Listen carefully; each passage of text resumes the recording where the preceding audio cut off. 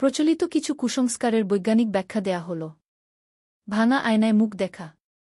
ভাঙা আয়নায় মুখ দেখলে নাকি বাড়ির অমঙ্গল হয়, অসুস্থ হতে পারেন পরিবারের প্রিয়জন। আসল কারণ হল ভাঙা আয়না বাড়িতে থাকলে যে কোনো সময় দুর্ঘটনাবশত হাত কেটে যাওয়ার আশঙ্কা থাকে। গভীর রাতে পেঁচার ডাক।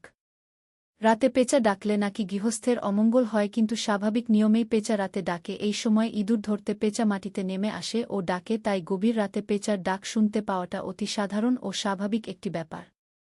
গায়ে টিকটিকি পরা মানেই মৃত্যু, এরকম একটা ধারণা প্রচলিত রয়েছে আমাদের মনে। তবে এর পিছনে যুক্তিগ্রাহ্য ব্যাখ্যা হল টিকটিকি খুবই বিষাক্ত একটি প্রাণী, এর থেকে দূরে থাকাই বাঞ্ছনীয়, তাই এই সংস্কারের চল হয়েছে। পিছন থেকে ডাকা। যাত্রা করার সময় কেউ পিছন থেকে ডাকলে তাকে অশুভ বলে মনে করা হয়, এতে নাকি যাত্রা ভঙ্গ হতে পারে। তবে এর পিছনে ব্যাখ্যা হল কেউ পিছন থেকে ডাকলে অন্যমনস্ক হয়ে যাওয়ার সম্ভাবনা থাকে, ফলে দুর্ঘটনা ঘটতে পারে। রাতে ফুল না ছেঁড়া। রাতে গাছে ফুল তুললে বা পাতা ছিঁড়লে শারীরিক ক্ষতি হয় বা বাড়ির অমঙ্গল হয়। এর প্রধান কারণ হল রাতে গাছে অনেক বিষাক্ত কীট পতঙ্গ থাকে, ফুল ছিঁড়তে গেলে সেগুলোর কামড়ানোর আশঙ্কা থাকে, তাই গাছে হাতে দিতে বারণ করা হয়। অশ্বত্থ গাছে নাকি ভূতপ্রেত থাকে। রাতে গাছের নিচে গেলে ভূতে ধরতে পারে।